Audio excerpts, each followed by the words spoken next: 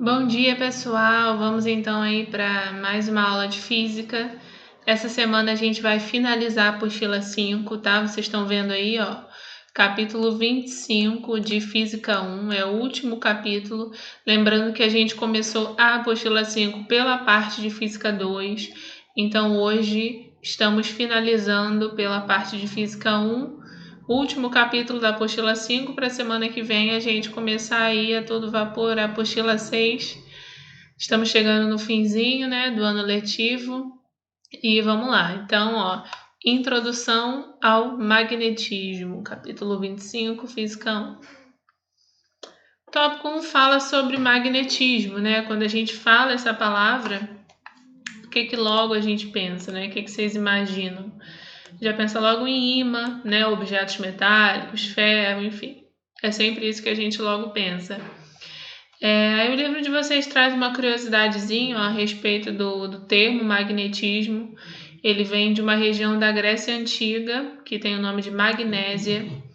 Nessa região eram encontradas algumas pedras especiais que ficaram conhecidas como ímãs naturais, né? E essas pedras eram chamadas de magnetitas, tá? Por isso o nome magnetismo. Essas pedras, a magnetita, né? Ela tem a capacidade de atrair alguns pedaços de ferro. E uma das principais aplicações dela foi a bússola, ok? A bússola ela foi inventada pelos chineses no século XII. Aí, ó, com o passar do tempo, o estudo dessas pedras foi retomado, né? No século XVI, William Gilbert confeccionou os primeiros ímãs artificiais ao esfregar ferro e magnetita e formou assim o óxido de ferro, né? Eletricidade e magnetismo seguiam caminhos separados até que, em 1820, um professor de ciências chamado Hans Christian Ørsted percebeu em uma de suas aulas que uma corrente elétrica, e já representada pela letra I, né, afetava o funcionamento de uma bússola. Então essa foi a evidência de que a eletricidade e o magnetismo estavam interligadas, né? Até então eles vinham sendo estudados, eles eram conhecidos como campos da física, né, diferentes, e a partir desse momento, né, esse professor ele conseguiu aí dar o pontapé inicial para que eletricidade e magnetismo fossem estudados juntos, tá? Logo depois, Ampère propôs que as correntes elétricas eram a fonte de todos os fenômenos magnéticos. Já estudamos Ampère, né? Inclusive, esse cara aí deu nome a uma unidade, né? A gente tem que a unidade da corrente é em Ampère, justamente em homenagem a ele. E assim surge, pessoal, o que a gente chama de eletromagnetismo, tá? É justamente aí a junção da eletricidade com o magnetismo, certo? Tópico 2, polos magnéticos, ó. As forças que dois ímãs exercem um no outro apresentam semelhanças com as forças elétricas.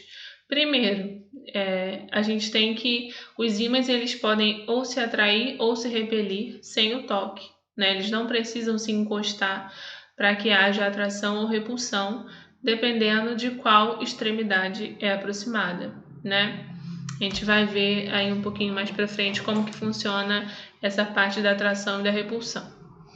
A intensidade da força entre eles também depende da distância que os separa, tá? Então, quanto mais distante dois ímãs estiverem, menor é a intensidade da força, né? Quanto mais próximo eles estiverem, maior é a intensidade da força, né? Então, menor a distância, força mais intensa. Maior a distância, força menos intensa. No caso das forças elétricas, as cargas são o provedor central, né? Então, a gente estudou força elétrica e a carga é o que intermeia aí o estudo dessa área, né? No magnetismo, a gente estuda agora os polos magnéticos, tá? Por exemplo, se você prender um ímã com um barbante e suspendê-lo, um polo desse ímã apontará para o norte da Terra, para o polo norte da Terra, né? Então, esse desenho está exemplificando, ok? Um ímã, pessoal, ele vai possuir no mínimo 2 polos, aí ficou convencionado, né, que seria, que a gente chamaria de polo norte e polo sul, né? Aí existem até alguns ímãs que apresentam mais de 2 polos, né? Um ímã de geladeira, por exemplo, eles são compostos por tiras, né? Várias tiras de ímãs, e cada tira dessa apresenta os seus 2 polos, tá? É impossível a existência de um monopolo magnético, ou seja, um ímã com apenas um polo, tá? Então, muita gente às vezes quebra um ímã achando que vai conseguir separar os polos, e não vai, tá? Quando o ímã é quebrado, cada pedaço resultante vai ter o seu respectivo polo norte-sul, tá? Então, eu tenho um ímã inicial, cada polo está aqui representado, norte e sul. Se eu quebrar esse ímã ao meio, dividindo em 2, esse pedaço tem a parte norte e sul, esse pedaço tem a parte norte e sul. De cada pedaço desse, eu fui lá e parti no meio novamente. Então, mais 2 ímãzinhos, cada um com seus polos, tá? Então, lembrem disso, não existe um monopolo magnético, tá? Os polos de um ímã, eles são inseparáveis. Em um ímã no formato de barra reta, um único polo norte e um único polo sul, eles ficam nas extremidades, tá? E isso também funciona se a gente tem um ímã no formato de U, que é o que está mostrando aqui. Aí, como eu já falei, os polos de um ímã, eles vão sofrer atração e repulsão, né? Polos, lembrem disso, cargas iguais se repelem e cargas opostas se atraem, tá? Então, polos opostos, aqui eu tenho sul, próximo ao norte, eles estão se atraindo. Norte, próximo ao sul, eles estão se atraindo. Agora, sul e sul, norte e norte, eles estão se repelindo, tá? Lembrem disso, pessoal. Polos iguais se repelem e polos opostos se atraem, tá? Lembre disso. Lembra daquela frase que a gente costuma falar, né? Que os opostos se atraem? Então, não sei se para a vida aí funciona, mas pro ímã e pro estudo aí do eletromagnetismo funciona. Campos magnéticos, vamos lá. A ideia de campo foi introduzida para explicar a ação de forças que atuam sem que necessariamente haja contato entre os corpos, né? Então já se sabia que existiam algumas forças que pairavam aí sobre os corpos, mesmo sem eles estarem em contato, né? Então surge aí a ideia de campo magnético, né? A gente já estudou 2 campos, que é o campo magnético, que é o campo gravitacional e o campo elétrico, tá? O campo gravitacional, ele gera uma força gravitacional, que é a força peso, sobre um corpo com massa, né? E um campo elétrico gera uma força elétrica sobre uma partícula com carga elétrica, né? Então, dessa mesma forma, um campo magnético que vai ser representado pela letra B é responsável pela força magnética que surge entre partículas, tá? O campo magnético pode ser definido como a região próxima a um ímã que influencia outros ímãs ou materiais ferromagnéticos e paramagnéticos, como cobalto e ferro. Sugiro vocês aí então a grifar essa partezinha aqui, que é onde traz a definição de campo magnético, né? Aí aqui a gente tem um ímã, né? Esse ímã está posicionado em uma determinada região do espaço. Quando a gente espalha pó de ferro aqui, né, ao redor, toda essa partezinha cinza que vocês estão vendo é pó de ferro, que a gente chama de limalha. Elas vão se orientar formando linhas ao redor do ímã. Então, mais de pertinho, acredito que vocês consigam ver aí até no livro de vocês, né? Aí, o sentido do campo no exterior do ímã é convencionado do polo norte para o polo sul. Então, aqui, vocês estão vendo, o campo, as linhas de indução, elas vão sempre do norte para o sul, tá? O campo magnético é mais intenso no lugar em que as linhas se encontram mais concentradas, tá? Essas linhas que representam o campo magnético são denominadas, como eu acabei de falar, linhas de indução. Então, saindo aqui do campo norte, do polo norte, desculpa, né, para o polo sul. Então, aqui também tá para fora, tá vendo? Aqui tá chegando aqui no polo sul. E lembrem, onde as linhas estiverem mais concentradas, significa que o campo é mais intenso. Então, aqui, né, na proximidade dos ímãs, o campo é mais intenso. As linhas de indução saem do Polo Norte e chegam ao Polo Sul. Acabei de falar isso aqui para vocês. Elas são semelhantes ao dipolo elétrico, né, que a gente estudou lá em campo elétrico. O campo magnético também é representado por um vetor. Esse vetor é denominado vetor indução magnética e é representada pela letra que representa o campo magnético, que é a letra B, e a setinha está aqui. Ou a gente pode chamar simplesmente de vetor campo magnético, tá? Ele vai ser sempre tangente às linhas de campo, ok?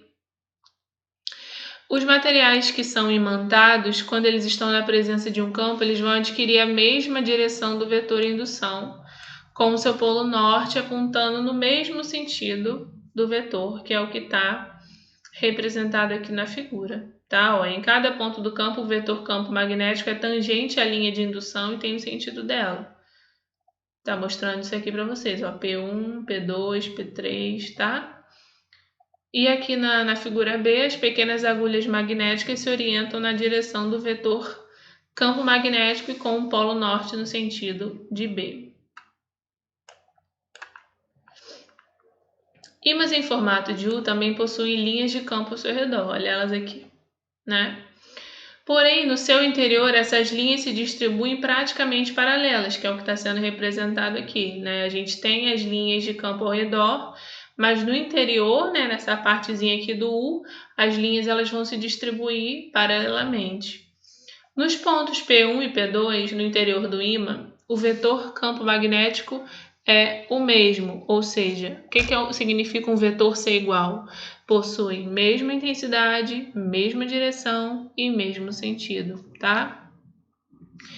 A unidade no SI para campo magnético é Tesla, né, letra T, em homenagem a Nikola Tesla, tá? Que foi um engenheiro elétrico que deu muitas aí contribuições para o desenvolvimento de motores elétricos e modos de transmissão de eletricidade.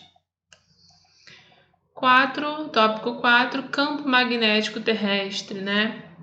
A gente acredita-se, né, pessoal, que a Terra, que o núcleo, né, o núcleo da Terra seja composto por ferro, né, que ali tem a substância ferro, e isso faça com que seja gerado, né, um campo magnético.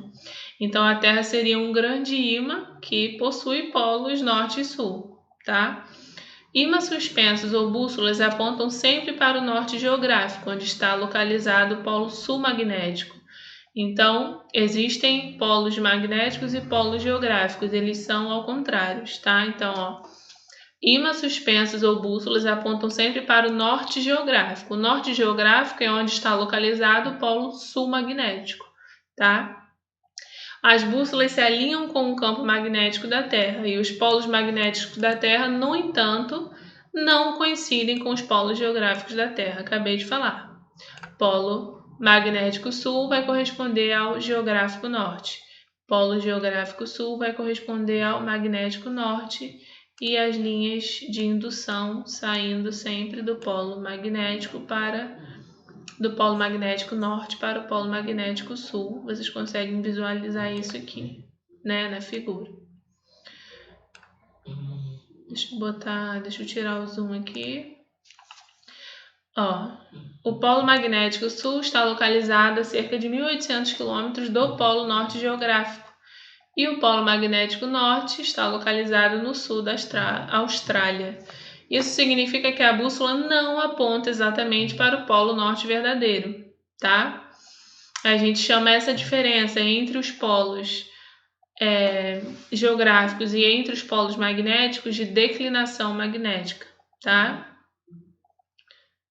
Tópico 5, cadê? Aqui, ó, mostra aqui, né, um pouquinho do que eu falei. Tópico 5, força magnética. A partir da experiência, nota-se que cargas elétricas em movimento na presença de um campo magnético sofrem a ação da força magnética que esse campo gera, né? Aí, se a gente considerar uma carga positiva Q, que está se movendo com uma velocidade V dentro de um campo magnético uniforme, a gente vai ver que essa carga vai agir da seguinte maneira. Se ela se mover paralelamente ao campo, igual está aqui, a carga não vai sentir a atuação de nenhuma força sobre ela. Agora, se ela se move em uma direção perpendicular ao vetor campo magnético, ela vai sentir a atuação de uma força magnética, que é o que está aqui. Ó, então, o campo está aqui, a carga está perpendicular, né? Então, ela sente aí a atuação da força magnética, tá? A direção da força é sempre, como eu acabei de falar, perpendicular ao plano formado pelos vetores V, tá aqui, e B. E a gente calcula a intensidade da força por força magnética igual a carga vezes velocidade vezes o campo, tá? Se a carga é lançada obliquamente ao campo, ou seja, o lugar onde a velocidade V tá aqui, forma um ângulo θ com o campo B, olha o ângulo formado aqui, tá vendo? Ela sofre a ação de uma força magnética perpendicular ao plano formado pelos vetores V e B. Então, é o que está sendo exemplificado aí na figura. Nesse caso, a intensidade da força magnética é dada pela expressão igual, né, Q vezes V vezes B, só que agora a gente acrescenta o seno do ângulo, tá? A direção e o sentido da força magnética são determinados pela regra da mão direita, RMD, né? Em que cada dedo da mão direita representa um vetor. O polegar, façam aí com a mão direita de vocês, eu vou fazer aqui com a minha, para vocês vai parecer a esquerda, mas façam com a de vocês para vocês entenderem. Igual o desenho aqui, ó. O polegar representa o vetor força, o indicador representa o vetor velocidade e o dedo médio representa o vetor campo magnético. Acho que assim dá para vocês entenderem melhor. Tá igualzinho tá aí no desenho. Então, a gente vai botar sempre o polegar na direção. Aqui, ó, peraí. Tá, da força, né? Então, ó. Polegar na direção da força, porque aí a gente descobre o sentido do vetor da velocidade e o sentido do vetor do campo magnético, tá? O exemplo anterior é válido para uma carga elétrica positiva. Caso a carga seja negativa, a gente vai inverter o sentido original da força. Então, né, para baixo. O esquema dos outros dois dedos continua o mesmo, tá? Grandezas e unidades aí para vocês. Força magnética em Newton, carga elétrica em Coulomb, velocidade em metros por segundo, campo magnético, já falei, em Tesla, tá? Convenção dos vetores. Ó, o símbolo, uma bolinha com um xizinho, significa vetor perpendicular ao plano do papel e entrando nele, ou seja, a gente olha, o vetor está entrando aqui na folha do caderno, né? Já o símbolo com um pontinho, né, dentro de um círculozinho maior, vai significar que o vetor está perpendicular ao plano do papel, só que agora saindo do papel, né? Então, a gente visualiza um vetor saindo, ok? Exercício resolvido, deem uma olhadinha. Movimento das cargas em um campo magnético uniforme. O movimento de uma carga dentro de um campo magnético vai depender da forma como ela é lançada nesse campo. Vetor velocidade paralelo ao campo. Então, quando o V é paralelo ao B, né, ou seja, igual tá assim, eles são paralelos, igual tá mostrando aqui na figura, a gente pode formar dois ângulos, né? Os vetores podem formar dois ângulos, 0 graus ou 180 graus Celsius. Graus Celsius não, né? Graus, desculpa. Vai depender aí se ele está para a direita ou para a esquerda, né? Se os dois estão para a direita, eles estão na mesma direção e sentido. Se um está para a direita, o outro está para a esquerda, a direção e o sentido são diferentes, né? Então, aqui, ó, dessa forma, a força magnética, olha a fórmula, será nula, porque o seno de 0 é igual ao seno de 180, que é igual a 0. Então, se isso aqui é 0, 0 é a expressão toda, então a força magnética é igual a 0, tá? Por isso, a carga elétrica não sofre desvio e não descreve um MRU. Tá vendo? Ó, aqui, o que eu falei? Os dois para a direita, aqui cada um para um lado. Da mesma forma, a força magnética é igual a zero. Vetor perpendicular ao campo. Aqui, se for perpendicular, o ângulo formado entre esses dois vetores é de 90 graus, tá? Então, a força magnética vai ser igual a Q vezes V vezes B, porque o seno de 90 é igual a 1. Então, 1 aqui não vai fazer diferença, né? Com isso, a força magnética atua perpendicularmente à velocidade e se comporta como uma resultante centrípeta, e a carga vai descrever um MCU, né? Movimento circular uniforme. Esse movimento é descrito ao longo do plano definido pelos vetores e perpendicular ao vetor B.